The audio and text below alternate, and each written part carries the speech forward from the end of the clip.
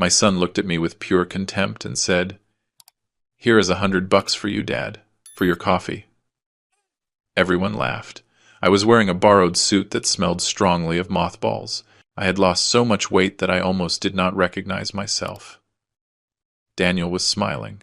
He was sure he would inherit the $178 million from his dead mother. He was sure that I was nothing. He was sure that he had won. Until the lawyer opened the sealed envelope and read the first line. Daniel's smile froze instantly. And when the lawyer turned to the second page, his face went white as a sheet. Because Emily knew. She knew everything. She knew what he did to me the day he left me to die alone on my kitchen floor. If this story touches your heart, please subscribe. Every day I share a story that could be yours. It could be your father's story or the story of someone you love. Tell me in the comments where you are watching from. My name is David. I am 74 years old.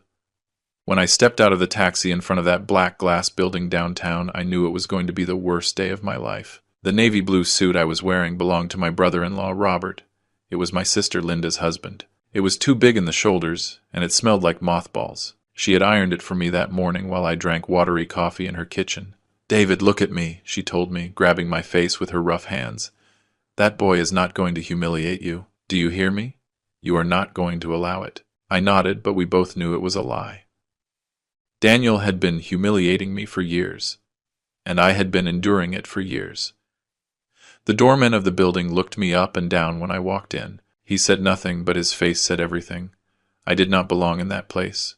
People like me did not walk through the front door. I gritted my teeth and walked toward the elevators with my head held high, even though inside I was dying. It was him who visited me in the hospital every single day. "If that jerk treats you bad, you tell me. I will go in there and beat him up. I do not care." I smiled, but it was a sad smile. "You cannot go in, Henry.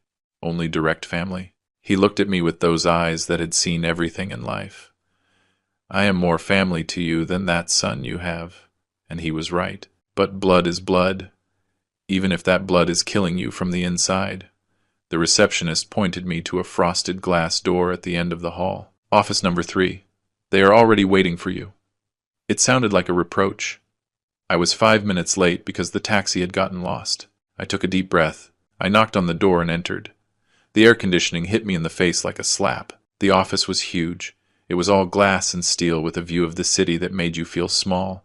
And there they all were. Daniel was at the head of that giant dark mahogany table wearing a gray suit that fit him perfectly. He was checking his phone as if I had not just walked in. Sarah, his wife, was on his right wearing a black dress that showed her crossed legs and those sunglasses she never took off. Catherine, her mother-in-law, was on the other side with her hair perfectly combed and a gold cross hanging from her neck. Pamela, the stepdaughter of Emily, was sitting further away with a serious face and her hands on the table. An attorney, Arthur Stone, a man with a white mustache and an impeccable suit, was standing next to the head of the table.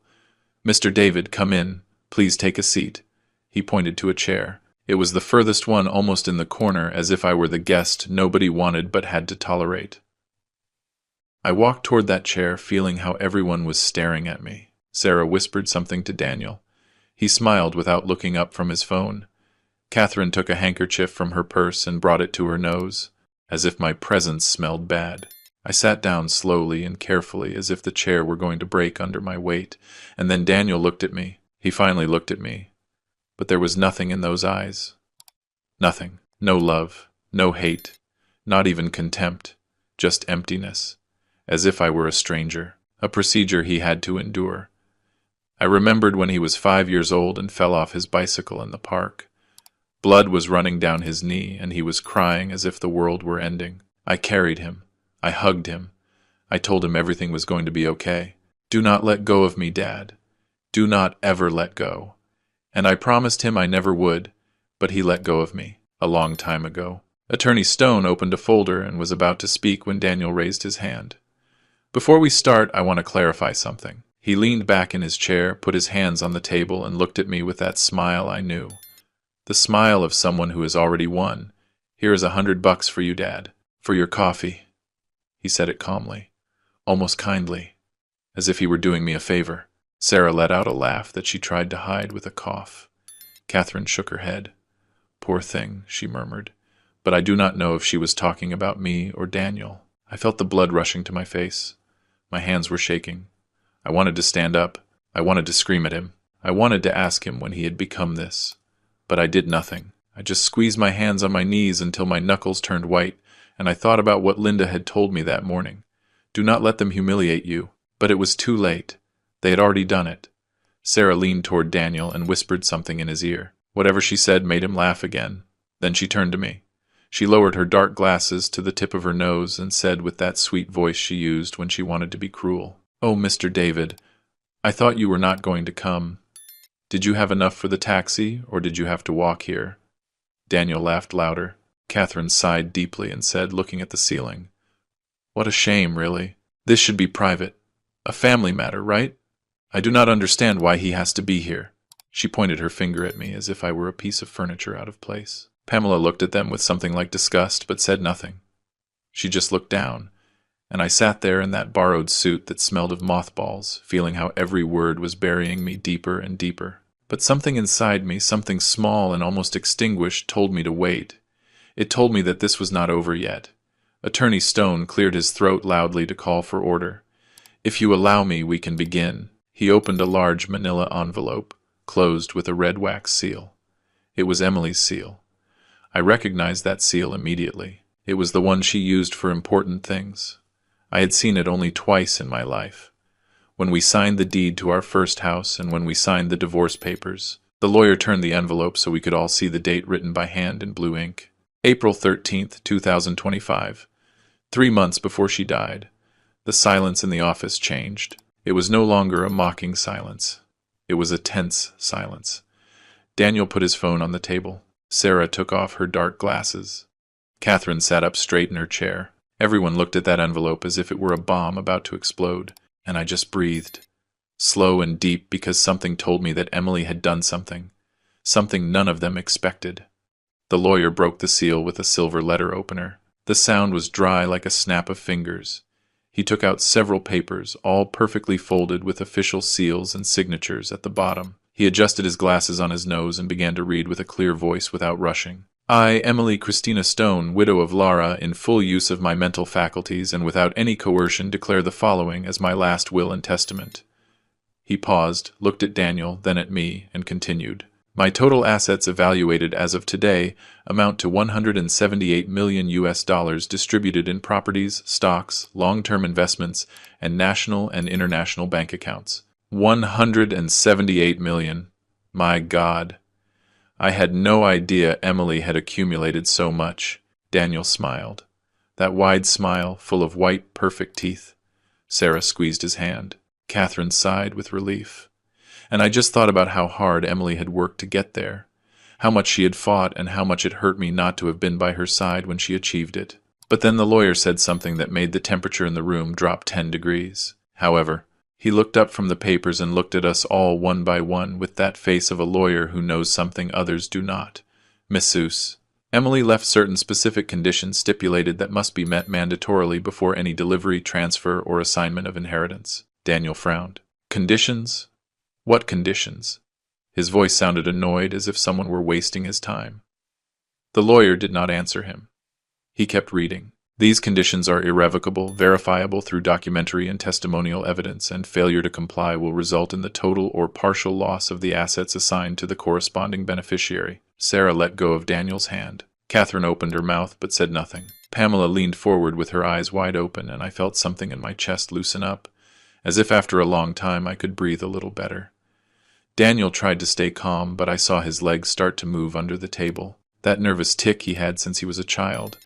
"Well, okay, and what are those conditions?" He tried to sound casual as if he did not care, but his voice came out a little higher pitched than usual. Attorney Stone did not answer immediately. First he turned a page, then another, then one more. He was looking for something specific. The silence became unbearable. Pamela was biting her lip. Sarah was playing with her ring. Catherine took out her rosary and started passing it through her fingers, and I remembered something. That phone call. 2 months before she died. Emily had called me at the hospital. I had just come out of intensive care. She was crying. "David, forgive me. I did not know anything. I swear I did not know. And I did not understand what she was talking about. I am going to fix this," she told me. "I am going to fix everything." And she hung up. I never knew what she meant. Until now. The lawyer found the page he was looking for. He adjusted his glasses. He cleared his throat again. And he read slowly, measuring every word as if they were bullets. These conditions have to do with specific events that occurred between the years 2019 and 2023, directly related to the treatment behavior and actions of Mr. Daniel Alverde toward his father, Mr. Height, David Alverde. And then he turned to look at me, only at me, and everyone in that office also turned to look at me. Daniel went white, just like that in a second, as if someone had drained all the blood from his face. Sarah stopped breathing. Catherine closed her eyes and crossed herself. Pamela covered her mouth with her hand, and I could only think one thing. Emily knew. Emily knew everything he did to me. And now, from wherever she was giving me back something I thought I had lost forever. My dignity. Attorney Stone took a deep breath and read the first condition with a voice that left no room for doubt. Mr. Daniel Alverde will only be able to receive the part of the inheritance that corresponds to him if he demonstrates through documentary, testimonial, and verifiable evidence that he was constantly present during the last days of his mother's life, specifically during her hospitalization at St. Mary's Hospital between June 15th and June 27th of 2025. The lawyer paused. Daniel cleared his throat. He adjusted himself in the chair, and he said with that fake confidence I knew so well, I was there. Every day. He lifted his chin. I took care of her. I was the best son I could be. Sarah nodded quickly, supporting him. Yes, I accompanied him. We were both with her until the end. Lies. I knew they were lies. And something told me that Attorney Stone knew it too. But he let them talk. He let them dig their own grave. Daniel continued, now more animated, as if he believed his own lie. I arrived in the mornings. I brought her flowers. I read her the newspaper. I talked to her about everything. My mom knew I was there. He turned to Sarah. Right, honey. She nodded again. Of course. We even slept one night at the hospital so we would not leave her alone. Catherine intervened with that shrill voice. My son-in-law is a family man. He would never abandon his mother. Pamela looked at them with a mixture of disbelief and contempt, but she still said nothing. Attorney Stone waited for them to finish. Then, without changing his expression, he opened another folder. He took out a document with the hospital letterhead. He put it on the table facing Daniel. This is the official log of St. Mary's Hospital. His voice was cold as ice. Here all visits are recorded. Full names, entry and exit times, duration of stay. Daniel looked at the paper and I saw how his face started to change, as if something was collapsing inside him. The lawyer continued implacably. According to this log, certified and signed by the nursing staff, Mr. Daniel Alverde visited his mother only once during the 12 days of hospitalization. A pause. Once. Single. Time. Sarah stopped smiling. Catherine swallowed hard. Daniel opened his mouth, but nothing came out. The visit was on June 19th. Entry time 3:15 p.m. Exit time 4 p.m. 45 minutes in total. The lawyer looked up and locked his eyes on Daniel. And according to the sworn statement of Nurse Patricia Davis, that visit was not to accompany the patient. It was to ask her for money. The silence that followed was so heavy I felt the air turning solid. I just watched Daniel and saw how his hands were shaking, how his jaw was clenching, how he tried to find the words but could not find them. That is not true. Daniel finally spoke. His voice sounded strangled. I went more times. There has to be a mistake. He ran his hand through his hair. Maybe they did not register me. Maybe I came in through another entrance. The lawyer shook his head. The hospital has only one access for family members, and registration is mandatory without exceptions. Daniel stood up abruptly. I was busy. I had meetings. The business does not run itself, he shouted, and in that scream I heard desperation. Panic. I could not be there all the time. The lawyer waited for him to shut up. Your mother was in intensive care for 4 days in critical condition. The doctors notified all family members that she might not survive. He paused. And do you know how many times she asked for you? Daniel did not answer. She asked 18 times. Nurse Patricia documented it. 18 times, your mother asked, Is my son here yet? Did Daniel come? And no one could give her an answer. I felt something break in my chest. I imagined Emily in that hospital bed alone, connected to tubes and machines, waiting for a son who never arrived. And I remembered myself. All the times I waited for Daniel. The times I called him and he did not answer. The birthdays I spent alone looking at the phone, waiting for even a text message. Is my son coming yet? How many times had I asked the same thing? To Linda, to Henry, to no one in particular, waiting for someone to tell me yes, that Daniel was coming back, that it had all been a misunderstanding. But he never came back, and now Emily had waited for the same thing. And he did not arrive either. I knew that pain. I knew it so well it hurt in my bones, and to think she died feeling it, my God. I closed my eyes. I took a deep breath, because if I did not, I was going to cry, and I did not want Daniel to see me cry. I was not going to give him that pleasure. Pamela spoke. Finally, her voice was soft but so firm that everyone turned to see her. I was there. She sat up straight in her chair. She looked directly at Daniel. I was with Emily every day, from 7 in the morning until 10 at night. I read to her. I played music for her. I fed her when I could. I held her hand when she cried. Her voice cracked a little, but she composed herself. And she asked for you all the time. Tell Daniel to come. Tell him I need him. And I did not know what to tell her. She looked at Sarah. One day I called you. I begged you to come. You told me you were busy, that you had more important things to do. Sarah looked down. In the end, Emily stopped asking, and that was 1,000 times worse, because it meant she had already understood that you were not coming. Daniel tried to say something, but Pamela raised her hand. Do not dare lie again. And she fell silent. But that silence said more than any scream. Sarah exploded. She got up from the chair so fast she almost knocked it over. Enough! All of you are against us. She pointed at Pamela with a trembling finger. You got into this family only for money. You are a gold digger. You manipulated Emily to keep everything. Pamela looked at her without moving, without screaming, without even defending herself. Catherine pulled Sarah by the arm. Calm down, daughter. You are making a scene. But Sarah did not calm down. No. This is a trap. Everything is planned to humiliate us. She turned to the lawyer. You are also involved in this. Surely Pamela paid you to manipulate the will. The lawyer did not even blink.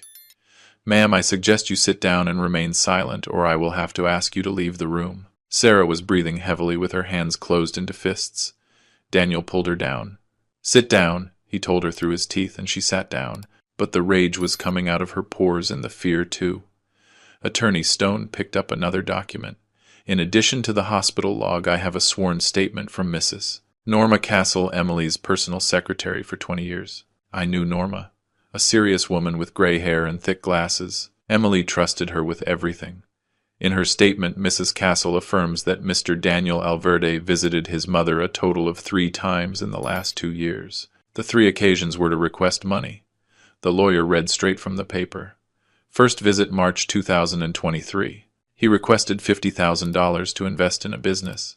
Second visit November 2023. He requested $30,000 to pay off debts. Third visit June 2025. Hospital. He requested $20,000 for urgent expenses. He looked up. In none of these visits did Mr. Daniel ask about the health, welfare, or needs of his mother. Daniel had his eyes fixed on the table. He was not saying anything anymore. He could no longer defend himself because the truth was there, black on white, signed and certified. The lawyer closed the document with a dry thud, took off his glasses, cleaned them with a white handkerchief, and announced what we were all waiting for. Therefore, by not complying with the first condition stipulated in the will of Mrs. Emily Christina Stone, widow of Lara, Mr. Daniel Alverde irrevocably loses 40% of his inheritance. He paused to let the words sink in. This amounts to $71 million, which will be redistributed according to the subsequent provisions of the will. 71 million. Just like that. In a second. Daniel froze. Sarah put her hands to her face. Catherine murmured something that sounded like a prayer. Pamela looked down. And I did not feel joy. I did not feel revenge. I only felt sadness. A deep sadness for everything that had been lost. For the son my son could have been, and for the mother who died waiting. Daniel stood up slowly, as if his legs weighed tons. He put his hands on the table and looked at the lawyer with red eyes. This cannot be happening. His voice was a hoarse whisper. Those 71 million are mine. They are mine.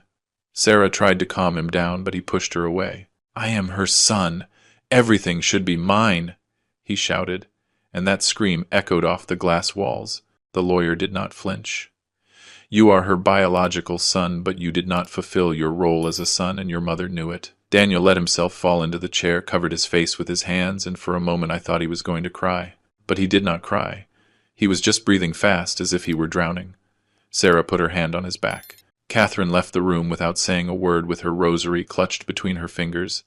The silence that remained was so dense you could touch it. I remained silent. I did not say a single word. I just watched. The lawyer looked at me. Mr. David, do you wish to say something? I shook my head. Not yet. My voice came out steady, steadier than I expected. Daniel looked up. He looked at me, and in his eyes I saw something I had never seen. Fear. He was no longer the confident man who had entered that office. He was no longer the one who mocked me. He was a scared child who had just realized that his actions had consequences. Attorney Stone picked up the papers again. There are more conditions, he said calmly. And the next one. He took a long pause. Too long. The next one is much more serious. Daniel went pale again. Sarah swallowed hard. Pamela leaned forward, and I felt that something was about to change. Something big. Something none of them were prepared to hear. Daniel stood up abruptly. The chair flew backward and hit the wall with a crash that made us all jump. No, he screamed with a voice I did not recognize. An animal voice. Desperate. This is fake. This is all a damn farce. He lunged over the table, trying to grab the documents. Attorney Stone moved them away just in time. That will is forged. My mother would never write something like that. Pamela stood up, scared. I remained seated with my heart beating so fast I thought everyone could hear it. Daniel took out his phone with trembling hands. He dialed a number. Miller. Come now. Reform Building. 12th floor. Office 3. Now. He hung up and looked at us all with pure hate. You will see. My lawyer is going to destroy this lie. Sarah had come back inside, attracted by the screams. She stood at the door, pale. Attorney Stone remained calm, with his hands crossed on the table as if he had seen this scene before. Not even 10 minutes passed when the door burst open. A tall man entered. About 50 years old, impeccable black suit and leather briefcase. He had that shark air that expensive lawyers have. Dr. Ernest Miller, he introduced himself without greeting anyone. He went straight to Attorney Stone. My client informs me that there are irregularities in this probate process. His voice was hard, professional, threatening. Stone did not flinch. There are no irregularities, colleague. Miller let out a dry laugh. I am going to need to see all the documents. Now. He slammed his hand on the table. Miller reviewed them fast. Too fast. Looking for something. Anything. This will was modified very close to the date of death. That is highly suspicious. He pointed with his finger. Furthermore, my client informs me that Mrs. Emily was under strong medication that could have affected her judgment. Attorney Stone smiled. It was a small smile, but devastating. Are you questioning the legal validity of this will, Dr. Miller? Miller straightened up, adjusting his jacket. Exactly. I am formally questioning the authenticity of this document and the mental capacity of the testator at the time of signing. Daniel nodded behind him, with his arms crossed, as if he had just won a battle. Furthermore, Miller continued, I have reasons to believe there was undue influence by third parties. He looked directly at me, particularly from Mr. David Alverde, who clearly had an economic interest in manipulating a sick woman. I felt the rage rising up my chest. I was going to stand up, but Pamela put her hand on my shoulder. It is not worth it, she whispered to me. Attorney Stone stood up slowly. Very well, Dr. Miller. If you formally question the authenticity of these documents, he took out his phone, then I think the best thing is to call the corresponding authorities to authenticate everything. Do you agree? Miller hesitated for a second. Only a second, but it was enough. The authorities. Daniel approached his lawyer. What do you mean by the authorities? Attorney Stone was already dialing. I mean the judicial police and a forensic expert in legal documents. He spoke into the phone with a clear voice. Yes, this is Attorney Arthur Stone. I have a situation that requires official verification. Reform Building 322, 12th floor. He hung up and looked at us all. They will arrive in 20 minutes. Miller swallowed saliva. That will not be necessary. I was only... Stone interrupted him. No, doctor. You accused forgery. That is a serious criminal offense. So we are going to verify with official experts every signature, every seal, every date of this will. He turned to Daniel. And since we are going to have the police here, we might as well verify some other things too. The tone of his voice changed. It became darker. Things your mother left documented, just in case. Sarah collapsed into a chair. Daniel went white. The longest 20 minutes of my life. Nobody spoke. Daniel walked from one side to the other like a caged animal. Miller was checking his phone, nervous. Sarah was biting her nails. Pamela looked at me with concern. And I just thought, what else did Emily leave? What else did she know? When they knocked on the door, we all jumped. 2 men with investigator badges entered. One was older with a gray mustache and a serious expression. The other was younger with a laptop under his arm. Attorney Stone, said the older one, shaking his hand. Inspector Vargas. This is Agent Morales. Behind them entered a woman of about 40 with a briefcase and glasses. Forensic expert Dr. Lucy Herrera. Inspector Vargas looked at everyone. Who requested the verification? Stone raised his hand. I did. And this gentleman, he pointed to Miller. He accused forgery of testamentary documents. The inspector's eyes narrowed. That is a very serious accusation. Dr. Herrera opened her briefcase on the table. She took out magnifying glasses, special lamps, some kind of portable scanner. She started reviewing the documents in absolute silence. Nobody dared to breathe loud. After what seemed like an eternity, she looked up. The signatures are authentic. The ink corresponds to the declared date. The notary seals are in order. She looked at Miller. There is no evidence of forgery. Daniel grabbed his head with his hands. No, it cannot be. Inspector Vargas took notes. Is there anything else that needs verification? Attorney Stone nodded. Yes. Mrs. Emily left additional material in a security chest. He turned toward the door. Excuse me. He left the office. He returned 5 minutes later with 2 security employees from the building. Between the 3 of them, they were carrying a metal chest. Heavy, the size of a large suitcase. They put it on the table with a thud that made the water glasses shake. The chest was dark gray with a digital lock on the front. It had dents as if it were very old. Attorney Stone took a paper from his folder. Mrs. Emily left specific instructions. He read out loud.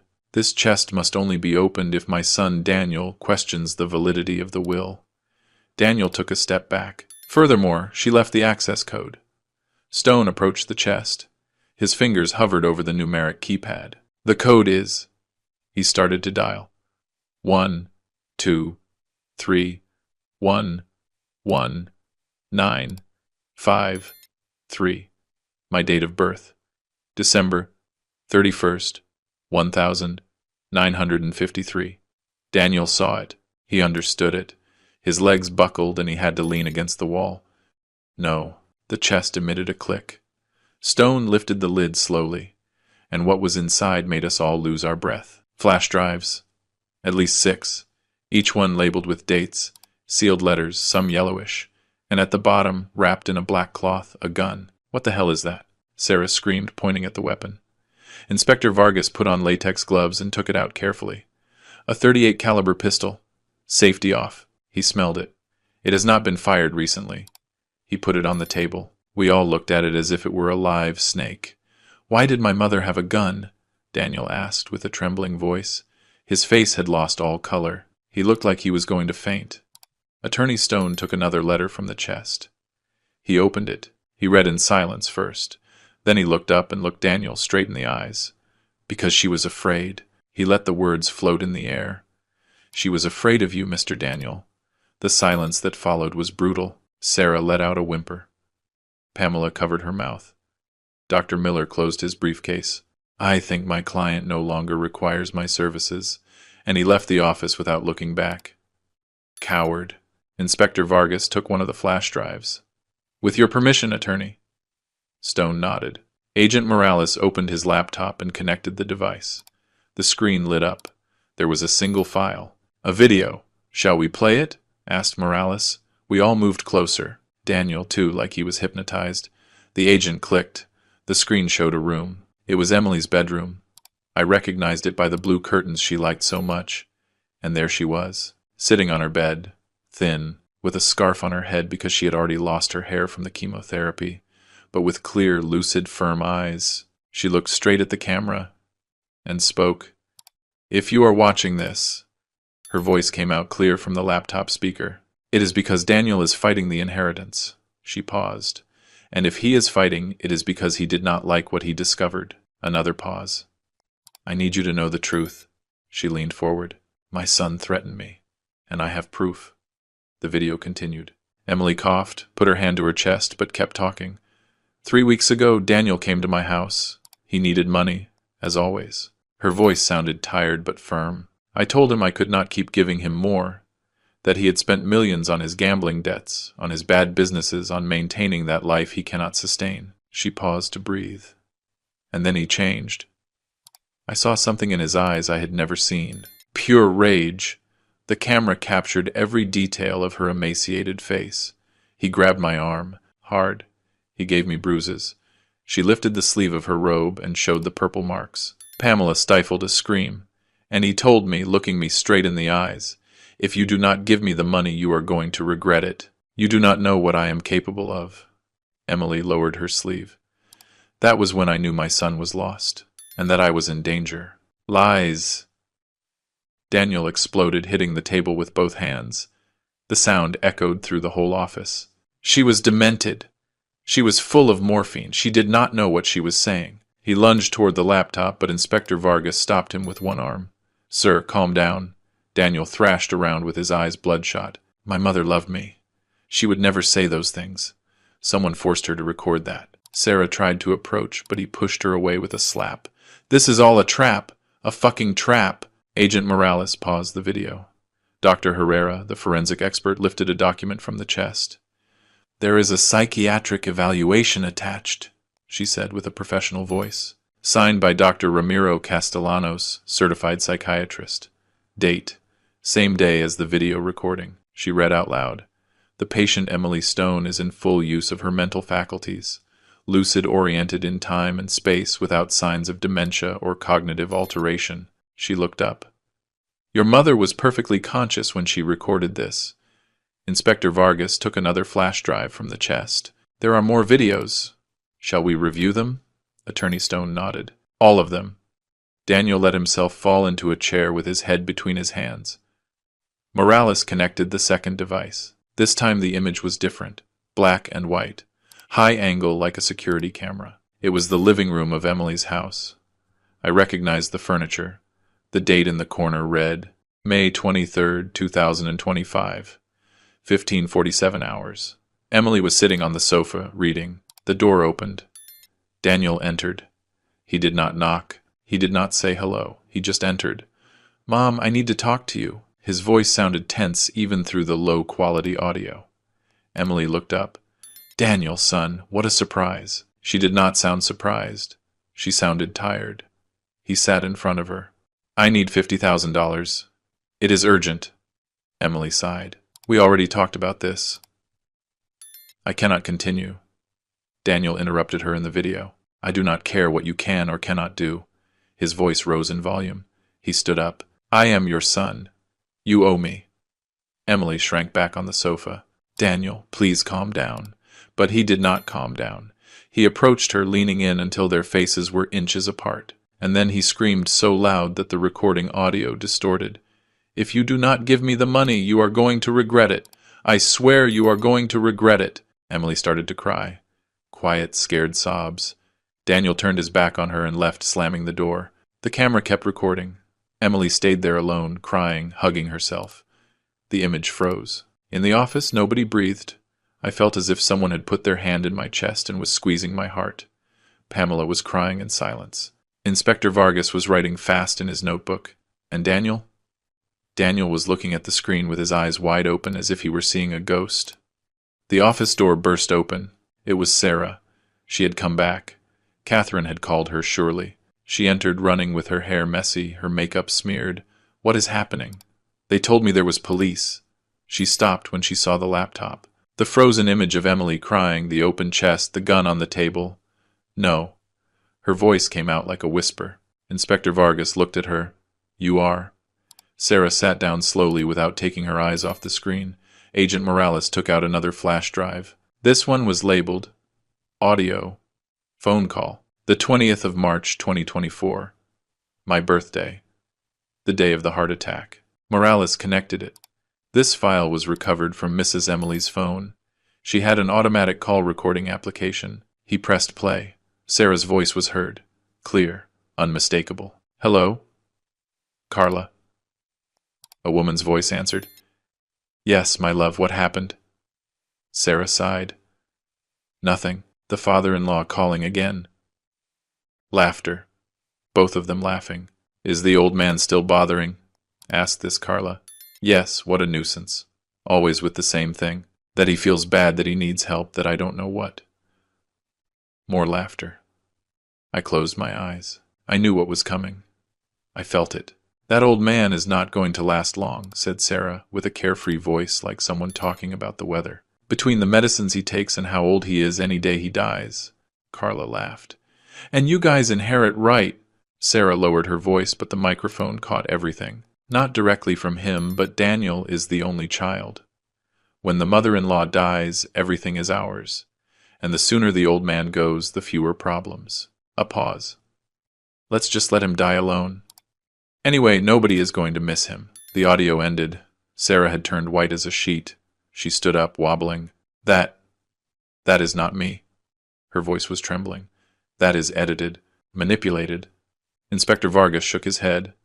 The file has digital certification. It has not been altered. Sarah backed toward the door. I have to go. I have things to do. Agent Morales stepped in her way.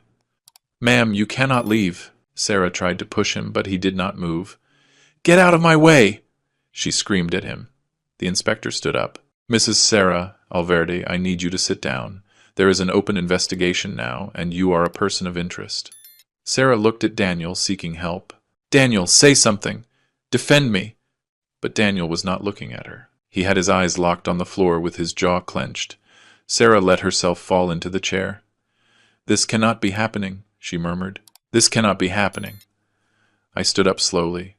My legs were shaking, but I needed to stand up. I needed to see Daniel in the eyes. I walked toward him. Every step weighed on me as if I were carrying stones in my shoes. I stopped in front of his chair. Look at me. My voice came out hoarse. Daniel did not look up.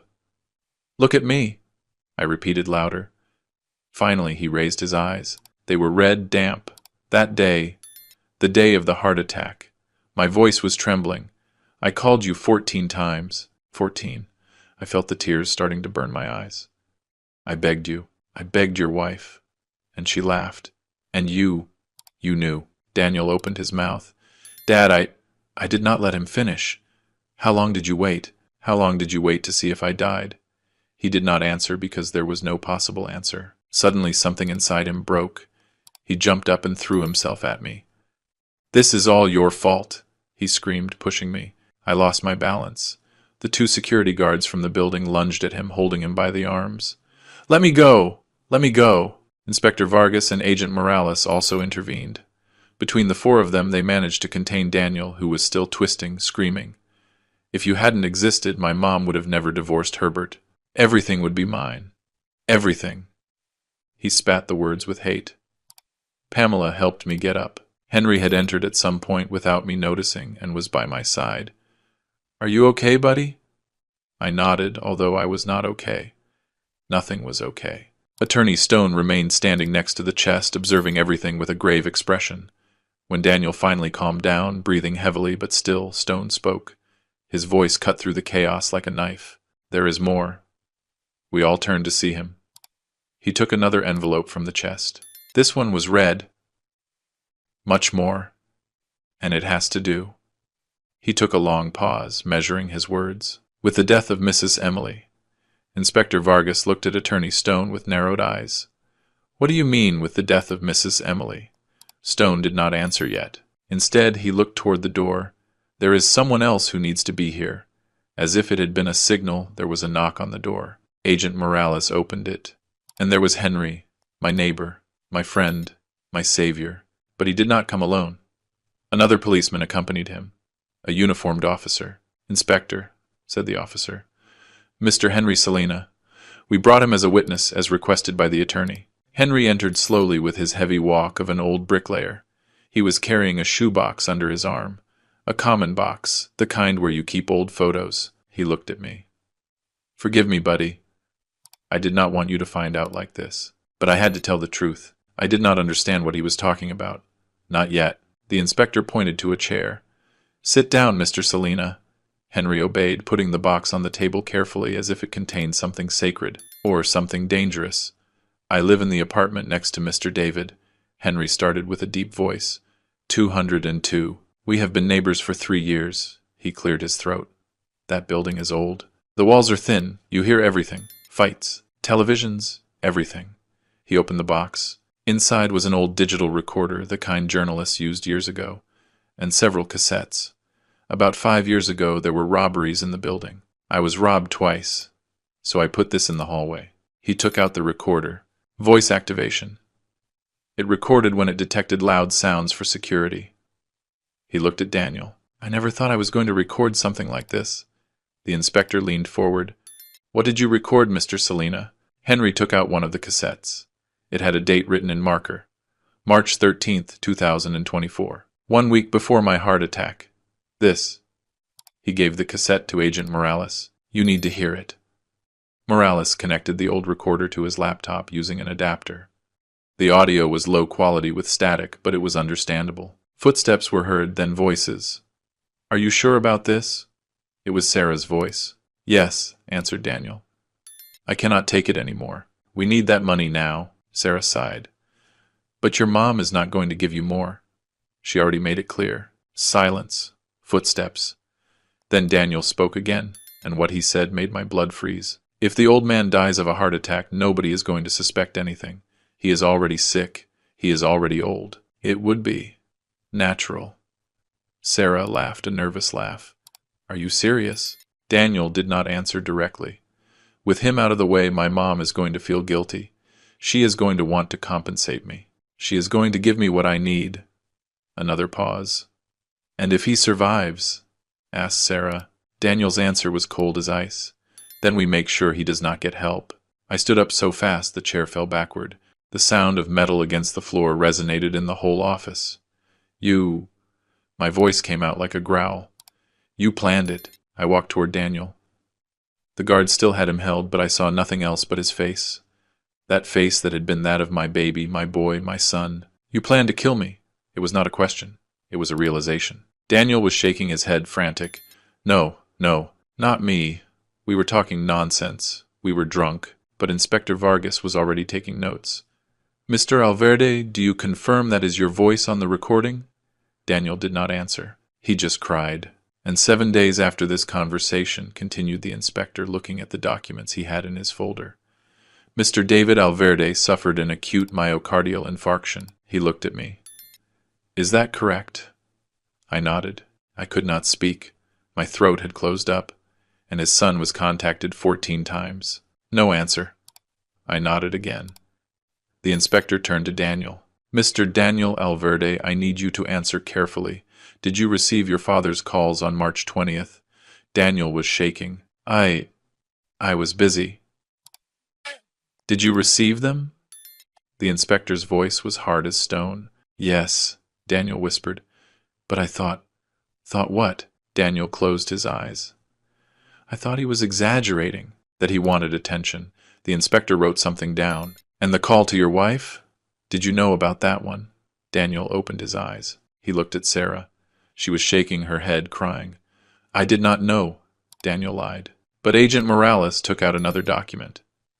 "We have the call log from Mrs. Sarah's phone.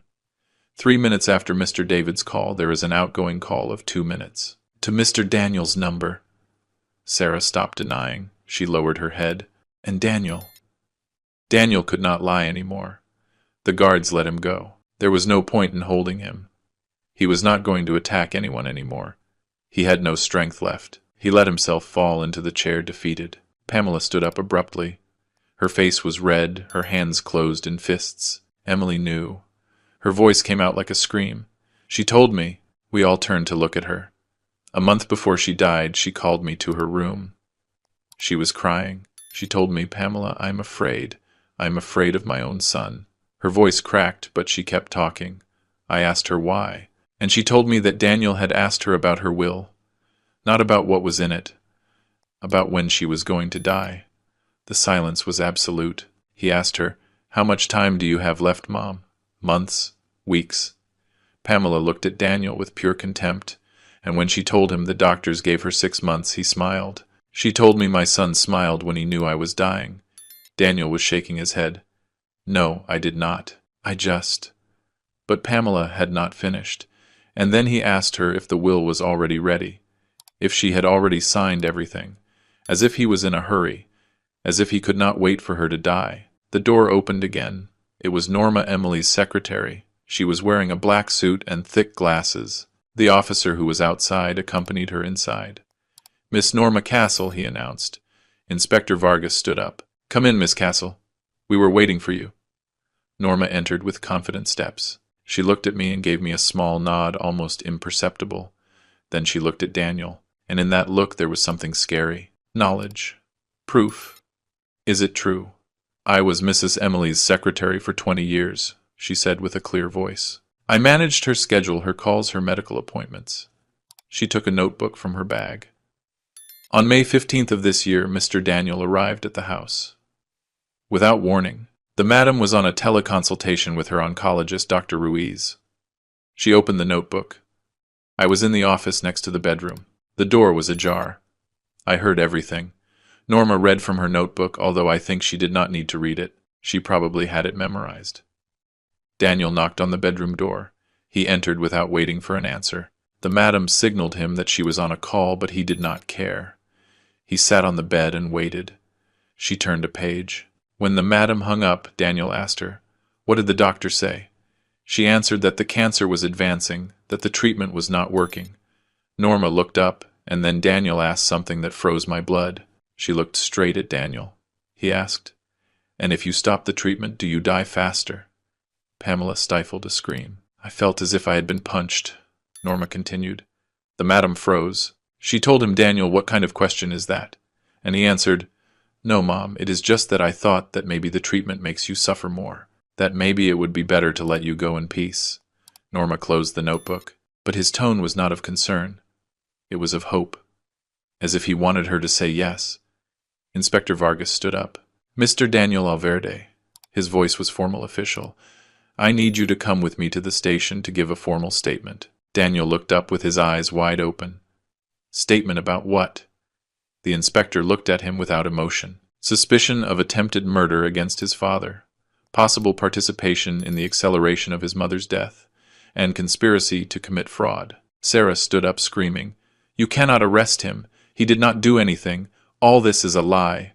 Agent Morales approached her. "Ma'am, do you also need to come give a statement?" Sarah tried to run, but Agent Morales grabbed her by the arm. "Let me go. You have no right." The 2 guards helped Daniel stand up. He did not resist. He just looked at me, and in that look, there were so many things. Fear, regret, hate, love, all mixed together. "Dad," he said. Just that. "Dad." I did not answer. I could not. And if you are listening to this story now from wherever you are, I want you to know that your support means everything to me. Leave me a comment telling me where you are listening from. Sometimes knowing that I am not alone in this gives me the strength to continue. Wait. The voice of Attorney Stone stopped everyone. The guards let go of Daniel. Inspector Vargas turned around. "What is it, Attorney?" Stone took out the red envelope he had mentioned before. "Before you take Mr. Daniel away, there is something that must be read. These are direct instructions from Mrs. Emily." He opened the envelope carefully. Inside was a handwritten letter on thick ivory paper. Emily's handwriting filled both sides of the sheet. Stone looked at me. "Mr. David, this letter is for you, but the madam asked that it be read out loud in front of everyone present before any arrest." I felt my legs getting weak. Henry helped me sit down. The lawyer started reading. "David, my love, if you are hearing this, it means they discovered the truth about Daniel." He paused. "And now you have to make the hardest decision of your life." The lawyer continued reading with a slow voice, giving weight to every word. "I know what my son did, or tried to do.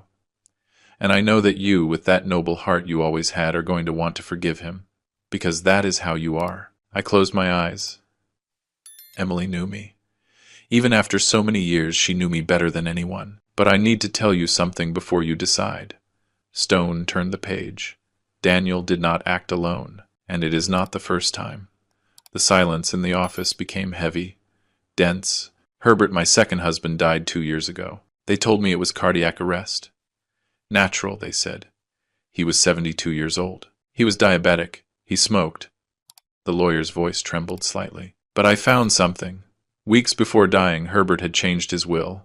Pamela let out a whimper. What? Daniel raised his head suddenly. No, no. The lawyer kept reading implacably. Herbert left instructions that if something happened to him, a part of his fortune, $45 million, would go to you, David. I could not believe what I was hearing. What? Why? My voice came out like a croak. The lawyer raised a hand, asking me to wait. Herbert knew you, David. I talked to him so much about you that he felt he knew you. I told him how you worked 3 jobs so Daniel could study, how you sold everything you had to pay for his college, how you were left with nothing when we divorced because I kept everything. The letter continued. Herbert was a good man, better than me without a doubt, and he told me that man deserves something for everything he gave. So he modified his will 3 weeks before dying. He did it in secret. I did not know until later. Stone paused to drink water. We all waited. But here is the strange thing, David. 2 days after signing that new will, Herbert started feeling bad. Dizziness, nausea, confusion. The doctors thought it was his diabetes, but he got worse fast. Too fast. A week later he was dead. The lawyer's voice was barely a whisper now. And when I checked his things, I found this. Stone took another document from the red envelope. A letter that Herbert left me. Unopened. It said only open this if you suspect something. Pamela was sobbing. I could not move. Herbert's letter said, Emily, if you are reading this, it is because I died sooner than expected. I want you to know something.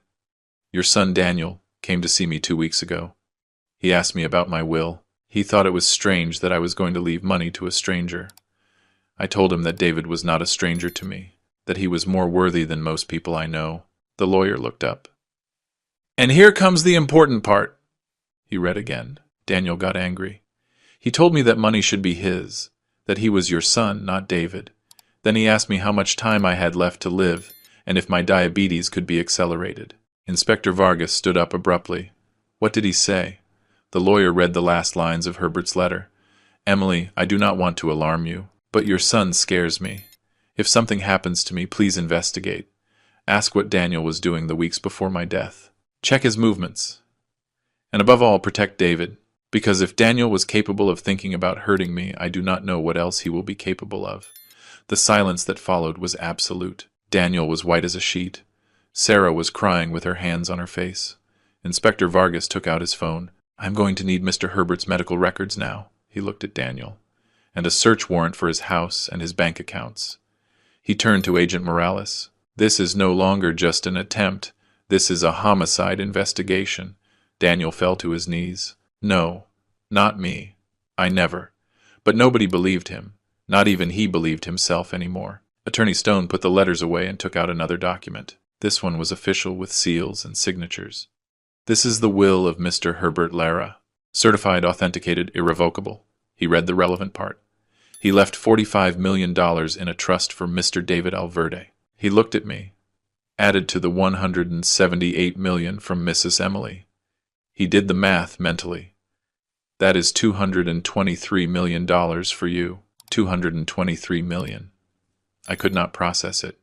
Me, who had lived in a 2-room apartment in the old neighborhood. Me, who had worked as a waiter at 70 years old. Me, who had to borrow a suit from my brother-in-law to come to this meeting. Henry squeezed my shoulder. Buddy. He could not say more. Pamela was crying and smiling at the same time. Mr. David, Mrs. Emily loved you. She always loved you. And Daniel. Daniel was looking at me from the floor with an expression of absolute horror because he had just understood. He had not only lost everything, I had won everything. Daniel crawled toward me. Literally crawled on his knees with his hands extended. Dad! Dad, please! His voice was a wail. Help me, please help me. He reached my feet. He grabbed my pants. Do not let them take me, please. I did not want to. I only... He could not even finish the sentences. He was just crying. Snot, tears, everything mixed. Dad, you are good. You have always been good. Forgive me, and help me. Sarah was screaming from where she was. David, please, he is your son. Your only son. Inspector Vargas looked at me. His expression was neutral, but there was something in his eyes. Curiosity, perhaps, or respect. Mr. David, he said with a formal voice, I need you to answer a question. I sat up straight in the chair. Do you press formal charges against your son Daniel Alverde for attempted murder? The question floated in the air like a death sentence. Everyone was looking at me. The inspector, Agent Morales, Dr. Herrera, the guards, Pamela, Henry, Norma, Attorney Stone, Sarah, and Daniel, my son, at my feet, holding onto my legs like when he was 5 years old and had nightmares. Dad, do not let go. Do not leave me. That is what he used to tell me. And I never let go. Not when Emily left me. Not when he stopped talking to me. Not when he humiliated me in that restaurant. Not when he left me to die alone on my kitchen floor. I never let go because he was my son.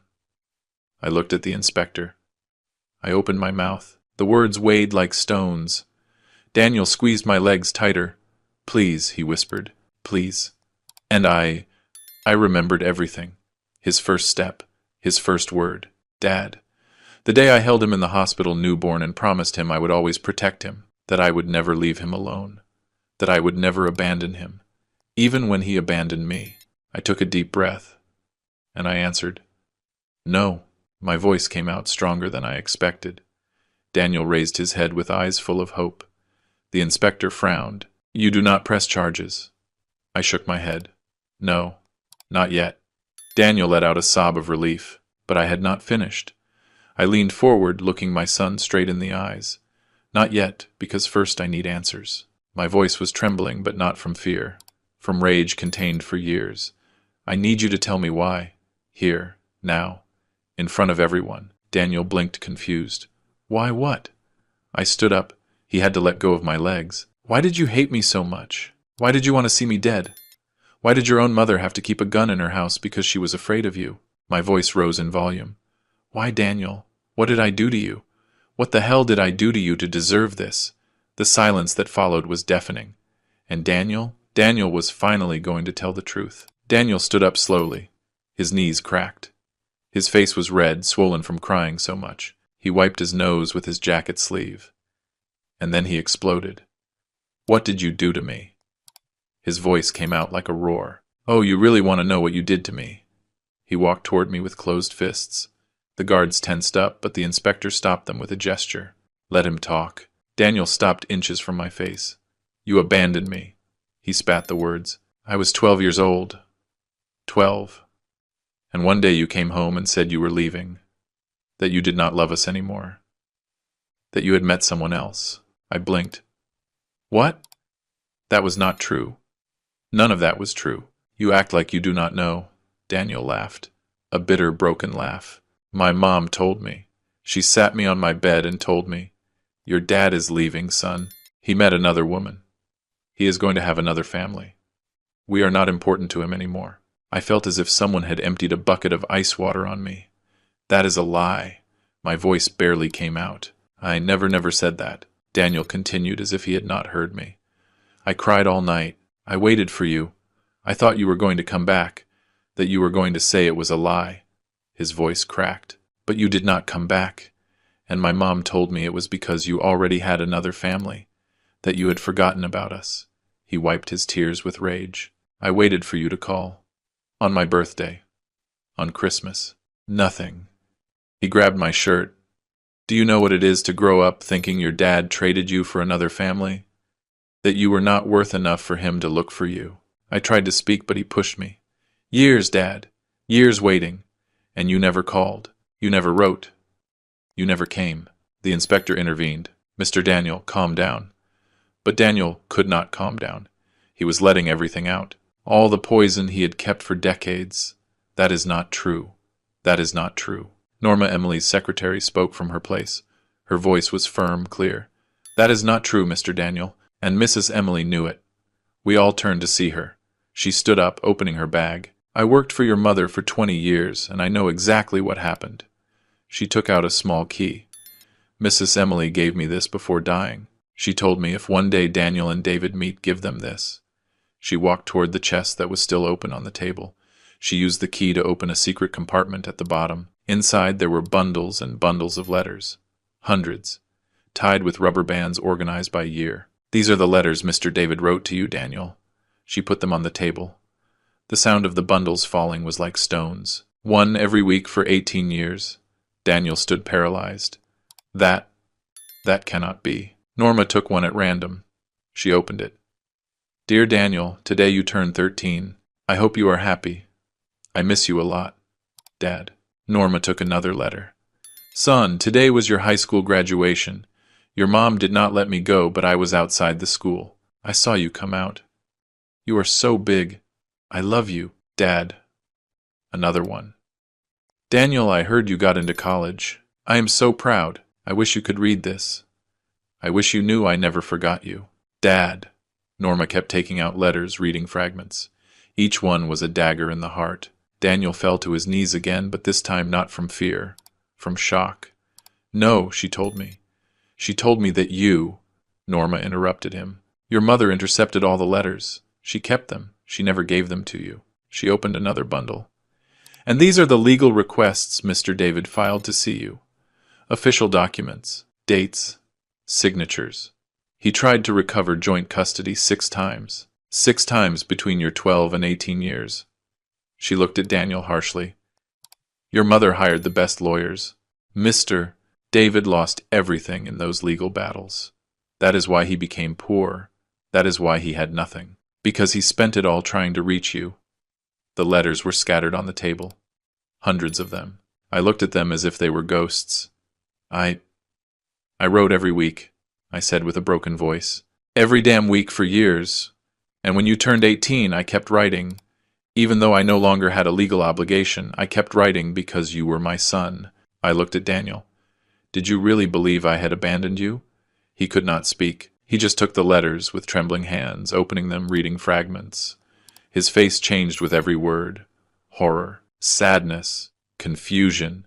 She told me. His voice was barely a whisper. She told me you did not want to know anything about me, that you had formed another family, that you had other children. I shook my head. I never remarried. I never had other children. Only you. Always only you. Daniel dropped the letters. He covered his face with his hands. And he cried. But this time it was not a cry of desperation. It was a cry of something deeper, of loss, of stolen years, of a whole life built on lies. Henry, who had been quiet all this time, spoke. I can confirm some of that.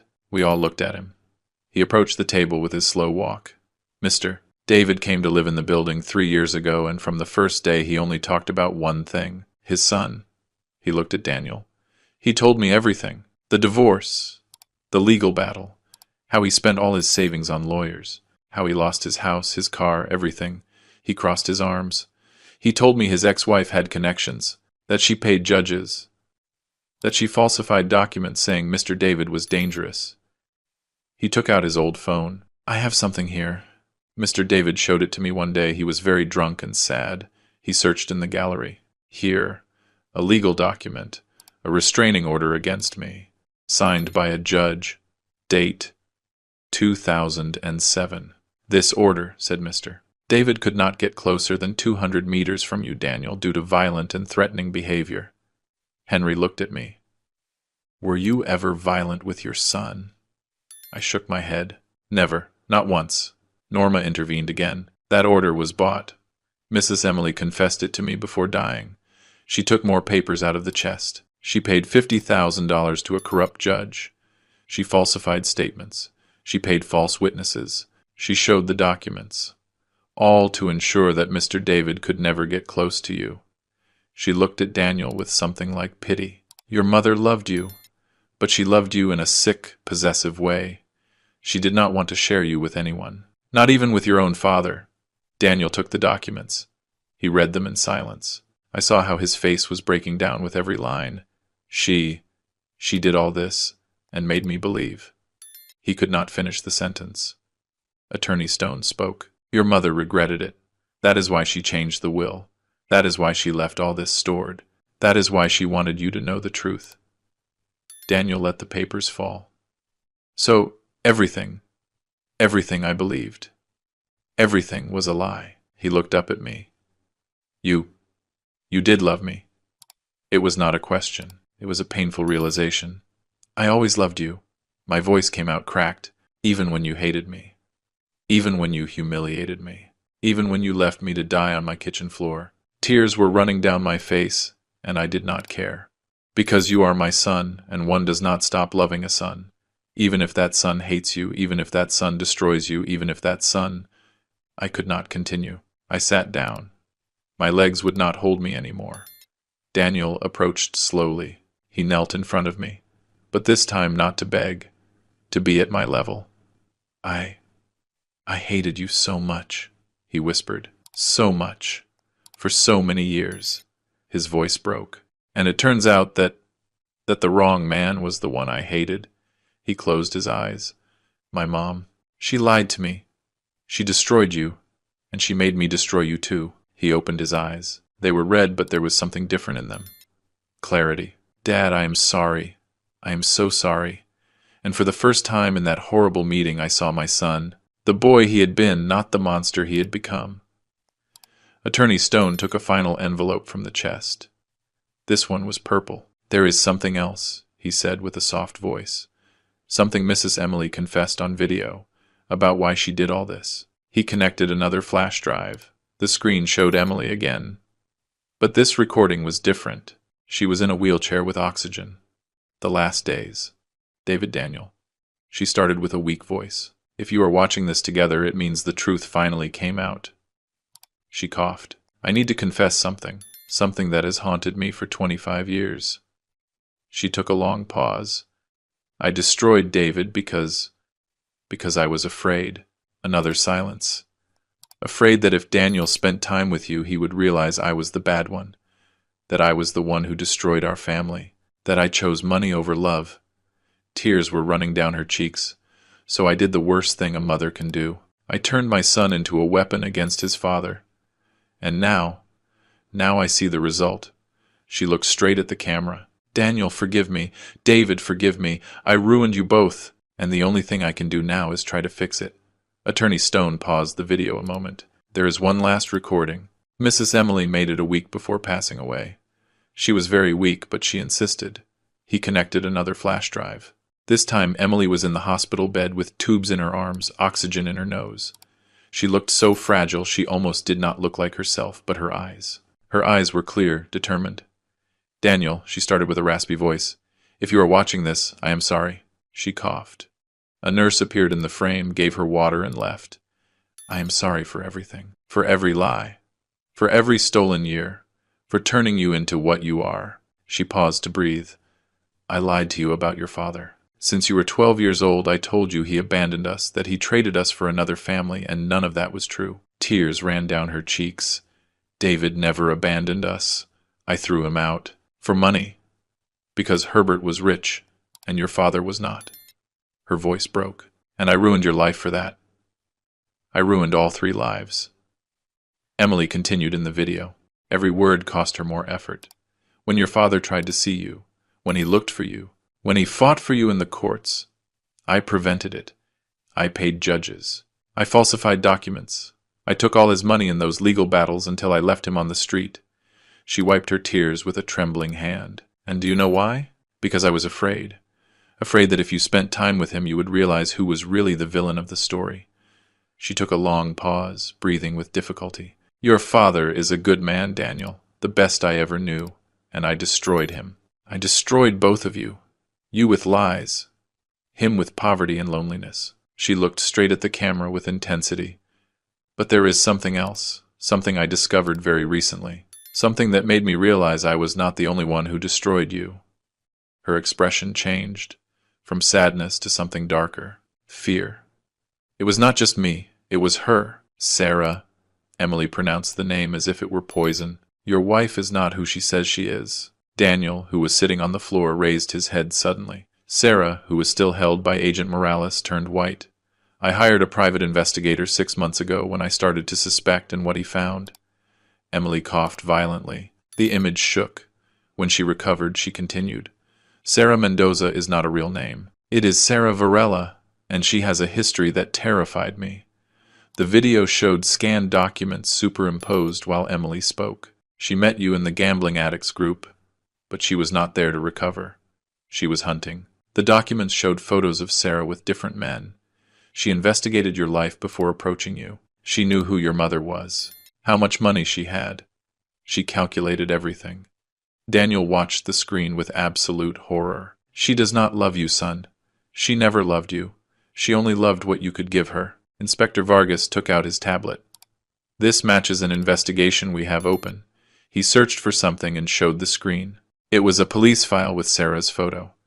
Sarah Varela, 32 years old, born in Monterrey. He read out loud. Married 4 times. Not 3. 4. He looked at Sarah harshly. First husband. Robert Estrada, 65 years old. Died of an apparent heart attack 6 months after getting married. He left her a house. Next page. Second husband. William Sains, 70 years old. Died from a fall down the stairs. He left her $200,000. Another page. Third husband. George Maldonado, 58 years old. Poisoning by medication. Investigation closed for lack of evidence, but the victim's brother keeps insisting on reopening it. The inspector looked up. And now she is married to you, Mr. Daniel, whose stepfather died mysteriously 2 years after modifying his will. The silence was absolute. Sarah was shaking her head, but nobody believed her anymore. That is a lie, Sarah screamed, twisting in Agent Morales' grip. Everything is a lie. I loved Robert and William and George. The inspector ignored her. He kept reading from the file. Currently there is an open investigation in Monterrey. George Maldonado's brother presented new evidence. Blood tests that show abnormal levels of digitalis in the system. He looked at Sarah. Digitalis, the same medication Mr. Herbert took for his heart. In excessive doses, it causes cardiac arrest. Sarah tried to run toward the door, but Morales held her tight. Let me go. You do not have any proof. Pamela stood up. I have proof. We all turned toward her. She took out her phone. Mrs. Emily asked me to document everything strange I saw, and I saw something. She searched in her gallery. 2 weeks before Mr. Herbert died, I saw Sarah in the house, in the medicine cabinet, taking photos of Mr. Herbert's medications. She showed the photos, dates and times certified. Sarah in the bathroom with pill bottles in her hands. Sarah launched herself against Pamela. You always hated me. You wanted the money too. You manipulated the old lady to keep everything. She tried to hit her, but Agent Morales pulled her back. Pamela did not back down. She stood there firm, looking at Sarah with a devastating calm. I loved Mrs. Emily. Her voice was soft but sharp as glass. I took care of her when no one else did. I fed her when she could no longer hold the spoon. I cleaned her when she wet herself because of the medications. I stayed awake all night holding her hand when she was afraid of dying. Tears were running down her face, but her voice did not tremble. I loved her like a mother. Like you will never be able to love anyone because you do not know how to love. You only know how to use. Sarah spat at her, but Pamela did not even move. Enjoy prison, said Pamela. It is the only thing you have left. Henry cleared his throat. I also have something to say. We all looked at him. He stood up, walked toward the inspector. The day of Mr. David's heart attack after the ambulance arrived, I stayed in the hallway watching, scared. He took out his old phone again. And I saw something strange. Around 5 in the afternoon, when Mr. David was already at the hospital, someone arrived at the building. He showed a blurry photo taken from his door's peephole. It was her. The photo showed Sarah in the hallway in front of David's apartment door. She knocked on the door, waited, as if she was checking something. He moved to the next photo. Then she put her ear to the door, listening if there was anyone inside. Henry looked at Sarah with disgust. When she did not hear anything, she smiled. I saw it. She smiled as if she had just won something. Last photo. But then she heard the ambulance siren returning for something they had forgotten, and she ran. She left the building running. The inspector took the phone. I am going to need these photos as evidence, Sarah Varela, said Inspector Vargas with an official voice. You are detained as a suspect of attempted homicide against Mr. David Alverde and as a person of interest in the deaths of Robert Estrada, William Sayans, George Maldonado, and Herbert Lara. Agent Morales took out the handcuffs. Sarah fought. She screamed. She kicked. No, Daniel! Daniel, defend me! Tell them they are crazy. But Daniel did not move. He just looked at her as if he was seeing her for the first time. Did you know? His voice came out broken. Did you know they had died like that? Sarah stopped fighting. She looked at him with pure hate. Of course I knew. I planned everything. She laughed, a hysterical, chilling laugh. And you know what? I was going to do the same to you. As soon as your mom died and you inherited everything. 6 months maximum and then a tragic accident. She spat the words. But your bitch mother ruined everything for me. This is your fault, Daniel. All this is your fault for being so stupid. Agent Morales dragged her out. Her screams could be heard down the hallway. You are going to pay for this. All of you. The door closed. The silence that remained was so heavy it hurt. Daniel was sitting on the floor back against the wall, staring into the void. Pamela was crying in silence. Norma had sat down with her head between her hands. Henry put his hand on my shoulder. Buddy. He could not say more. I could not process anything. My son had been married to a killer.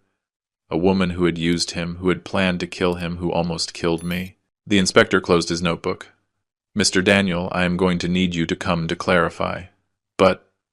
He looked at Attorney Stone. First, finish here. Finish what you started. Daniel looked up at me. His eyes were empty, broken. Dad, I did not know anything about this. His voice was barely a whisper. You have to believe me, I did not know. I looked at him.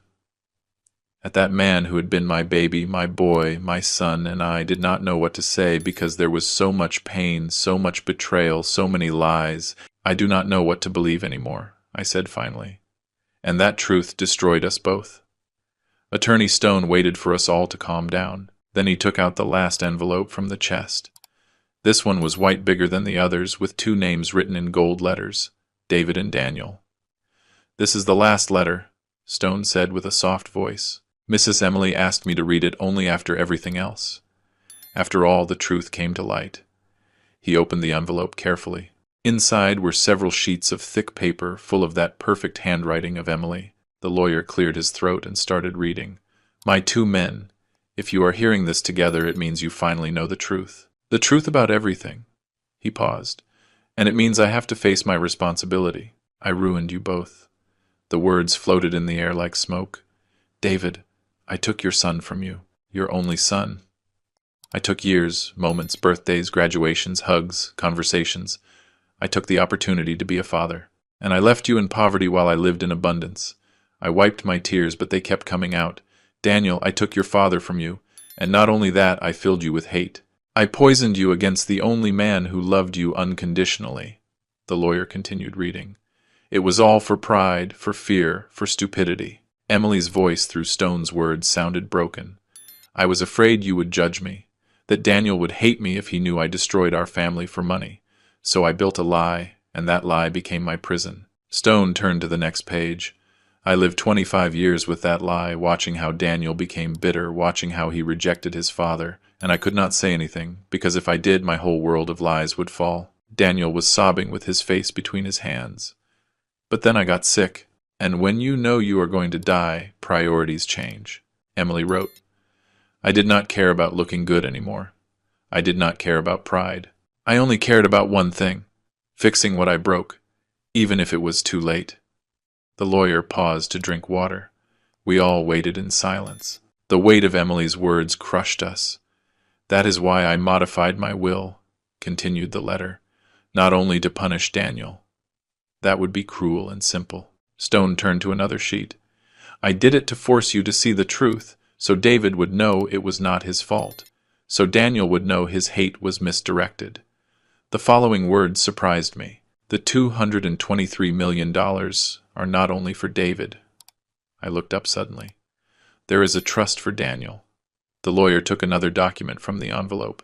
$50 million separated, protected for my son. Daniel also raised his head. But Stone raised his hand, but with conditions. Conditions that are not negotiable, he read from the letter. Daniel can only access that money after 5 years, 5 full years, and only if he complies with all the following. The list was long, specific, thought out carefully. The lawyer read the conditions one by one. First, complete a rehabilitation program for gambling addiction. Certified. Minimum 1 year.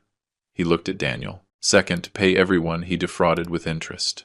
The list of victims is attached. There was a long list of names and amounts. Third, get a real job with a salary and keep it for 5 years without exceptions. Stone turned to the next page. Fourth, attend psychological therapy, individual minimum, twice a week for the full 5 years. Daniel listened, without moving. Fifth, meet with his father David at least once a week, every week without fail. Stone looked at me.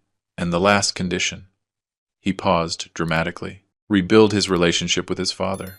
Not pretending, not acting, really trying from the heart. The lawyer closed the document. If he complies with all this, the $50 million are his at the end of the 5 years. If he fails in any of the conditions, the money goes to charity institutions. But there is something else, said the lawyer, returning to the letter. A condition that does not depend on Daniel. It depends on you, David. I sat up straight in the chair. If you press criminal charges against Daniel, the trust is automatically canceled. Daniel loses everything. Not just the $50 million, but also the opportunity to redeem himself. I felt the weight of the decision falling on my shoulders. If you forgive him, if you do not press charges, Daniel has this last chance. A chance to become the man he could have been. The man I did not allow him to be.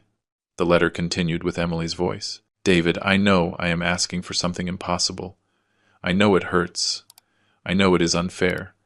But I ask you on my knees, give our son one last chance. The chance I never gave him. The chance you always wanted to give him. My hands were shaking. Do not do it for me.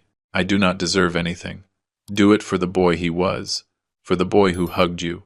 For the boy who told you, I love you, Dad, before sleeping. I could not contain the tears anymore. Nobody could. Inspector Vargas stood up. Mr. David, I need your answer now. His voice was formal but not cruel. Do you press charges against your son for attempted murder? The question floated in the air. Everyone was looking at me. Daniel, with red eyes, waiting. Henry, my friend, who saved my life. Pamela, who took care of Emily. Norma, who kept the letters. Attorney Stone, waiting to execute the will. And I could only think about everything. The 14 unanswered calls. The cold floor of my kitchen. The years of loneliness. The humiliations. The pain. But I also thought about other things. The boy sleeping in my arms. His first steps. His laugh when I threw him in the air. His hugs. His voice saying, you are the best dad in the world. Everything that could have been and never was. Because of lies. Because of Emily. And yes, also because of Daniel. But he had been poisoned since he was a child. Raised with hate. Manipulated. How much was his responsibility? How much was the others? I looked at Daniel. Really looked at him. Not the monster who left me to die. Not the man who humiliated me. I looked deeper, and I saw the scared boy who had believed his mother's lies, the teenager who waited for calls that never came because they were intercepted, the man who married a killer without knowing, the son who lost 30 years hating the wrong person. It was not an excuse. None of that excused him. But it was context, and that context mattered. Daniel looked at me without hope, as if he already knew my answer, as if he had already resigned himself. I do not want the money, Dad. His voice came out broken. I do not want anything. I just want... His voice cracked. I just want you to look at me without hate. Just once before they take me. Tears were running down his face. I want you to look at me and see your son, not the monster. Just your son. And something inside me broke, or got fixed. I do not know, but I felt something change. I do not hate you. The words came out before I could think them. I never hated you, Daniel. Not a single day of my life. My voice was trembling, but I kept talking. I missed you. You hurt me. You destroyed me. But I never hated you. I stood up slowly. I walked toward him. Because you are my son, and one does not hate a son, no matter what he does. I knelt in front of him. We were at the same level. I am tired, son. So tired. Tears were running down my face. tired of hate, of pain, of war, of loss. I put my hand on his cheek. He shuddered. I do not know if one day we can be father and son again. I do not know if you can fix what you broke. I do not know if I can forgive completely. I paused. But I want to try. I want to give you the chance your mother never gave you. The chance to choose who you want to be. Daniel sobbed and let himself fall against me. And for the first time in 30 years I hugged my son, and he hugged me, and we cried together. For everything lost. For everything broken. For everything that could have been. Inspector Vargas waited for us to separate. Mr. David, I need a verbal answer for the official record. I wiped my tears. I looked at the inspector, then at Henry, who had tears running down his rough face, then at Pamela, who was smiling and crying at the same time, then at Attorney Stone, who waited with the pen ready, and finally I looked at Daniel. My son, my only son. I took a deep breath. No, I said with a firm voice. I do not press charges. Daniel stifled a sob. But on one condition. I turned to him. A condition that is not negotiable. I looked him straight in the eyes. You are going to fulfill everything your mother put in that will. Everything. Without excuses, without shortcuts, without lies. My voice hardened. You are going to rehabilitate yourself. You are going to work. You are going to pay whoever you owe. You are going to go to therapy. And you are going to see me every week. I paused. Not as a son asking for forgiveness. As a man rebuilding himself. As a man proving he can change. The inspector nodded. All right. It is on the record. He looked at Daniel. Mr. Alverde, you remain under judicial supervision. If you fail any of the conditions, you face immediate charges. Understood? Daniel nodded. Yes, understood. Attorney Stone closed all the folders. There is something else before finishing. He took out another document. Mrs. Emily left specific provisions about the rest of the inheritance. He read slowly. Of the 173 million remaining for Mr. David, 30 million are assigned to Pamela Lara. Pamela let out a gasp. For my daughter of the heart, read Stone with a soft voice. The only one who took care of me without expecting anything. The only one who loved me when I was most alone. Pamela was crying inconsolably. Use that money to build the life you deserve, and to keep being the beautiful woman you are. The lawyer looked at Pamela. The documents are ready to sign whenever you want. She could only nod, unable to speak. Stone continued. 20 million for charity institutions specified in the annex. 10 million for Norma Castle and the other employees who took care of her with loyalty. Norma put her hands to her mouth. And the rest, 113 million for Mr. David Alverde, without conditions, so he can do whatever his heart dictates. He passed me the papers. I just need your signature. 6 months later. I no longer live in that apartment in the old neighborhood. Linda, my sister, insisted I move to something better, but I did not want something flashy. Just a quiet place with 2 bedrooms. One for me and another in case one day Daniel needs it. He hasn't used it yet, but the door is open. On Sundays without fail, we meet at a coffee shop. Not the same fancy cafe where we used to go when he was a child. A simple coffee shop in the arts district that makes good coffee and asks no questions. The first time was weird, uncomfortable. We did not know what to say to each other. We sat down, ordered coffee, and stayed quiet for 15 minutes until I asked, "Did you see the game yesterday?" And he answered, and we talked about soccer. Only about soccer, nothing deep, nothing emotional, just soccer. The second week was a little easier. We talked about the weather, about food, about nonsense, but at least we talked. The third week he arrived with dark circles under his eyes. I asked him if he was okay. He told me nights were difficult, that he could not sleep thinking about everything. He said no more, and I asked no more. But we were there together in silence, and that meant something. Daniel kept his word. He entered rehab the day after the reading of the will. A center upstate. He was interned for 3 months. I went to visit him once. Only once. Not to talk. Just so he knew he was not alone. When he got out, he got a job at a hardware store. Yes, a hardware store. Mr. Edward Ramirez, the owner, is a friend of Henry. He gave him a chance. Daniel works Monday to Saturday, 8 hours a day, selling nails, paint tools. They pay him minimum wage. He lives in a small apartment in a modest complex. 2 rooms, no luxuries. Henry says he sees him arrive every day tired, dirty, with hands stained with paint. But he arrives, and the next day he goes back. And that also means something. He goes to therapy 3 times a week. With Dr. Miranda Castle, she called me once. She asked me if she could speak with me. I said yes. She told me Daniel is fighting, that there are good days and very bad days, that he still has impulses to gamble, that sometimes he hates himself so much he does not want to get up, but he gets up, and that, she told me, is what matters. Last Sunday when we met at the coffee shop, Daniel arrived different. I do not know how to explain it. Lighter, maybe. He sat down, ordered his black coffee with sugar, and he took something out of his backpack. It was a manila envelope, old, folded. I found this in Mom's boxes, he said with a soft voice. Norma gave me permission to check what was left in the house before they sold it. He pushed the envelope toward me. I opened it. Inside were photographs. Dozens of photographs. Daniel as a baby in my arms. Daniel at 3 years old on my back in the park. Daniel at 5 with his first bicycle. Me by his side smiling. I looked at them one by one. I did not know Emily had kept these photos. I thought she had destroyed them all. There is more, said Daniel. He took out a notebook. Her diary. From when I was a child.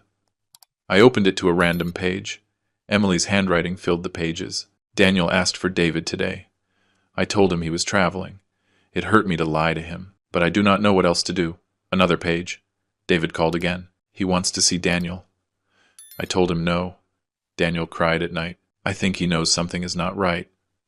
I closed the notebook. I could not read any more. I read the whole diary, said Daniel. It took me 2 weeks, and every page showed me everything we lost. He looked at me with red but dry eyes. He did not cry so easily anymore. I think he ran out of tears. She knew it was wrong from the beginning, but she kept doing it. He paused. Do you know what is the worst part? That a part of me still loves her, and I hate myself for that. I understood that, too well. You do not have to hate her to understand that she was wrong, I told him. You can love someone and still recognize they hurt you. He nodded. We stayed in silence for a long while. Then he asked, Are you ever going to be able to forgive me? Really? I mean not just this. He pointed to the coffee, our weekly arrangement. Are you ever going to look at me and not remember everything I did to you? The question hit me hard, because I did not have an easy answer. I do not know, I said honestly. It still hurts me. I still wake up sometimes with nightmares of the heart attack. I still remember your face when you humiliated me in that restaurant. I paused, but I also remember other things. And I am working on that. He nodded. He seemed to understand. I used the money as Emily wanted. Not for me. Well, a little for me. I bought new clothes. Shoes that do not hurt me. I paid for the house Linda always wanted. She cried so much I thought she was going to have a stroke. I paid for Henry's hip surgery. He had been waiting 3 years for it because he did not have insurance. Now he walks without pain for the first time in a decade. I gave Pamela a job at the foundation. I created the Emily Stone Foundation for women leaving abusive relationships. Pamela runs everything. She is good at that. She has that rare combination of firmness and compassion. We opened 3 centers already, in the city and other states. Norma handles the finances.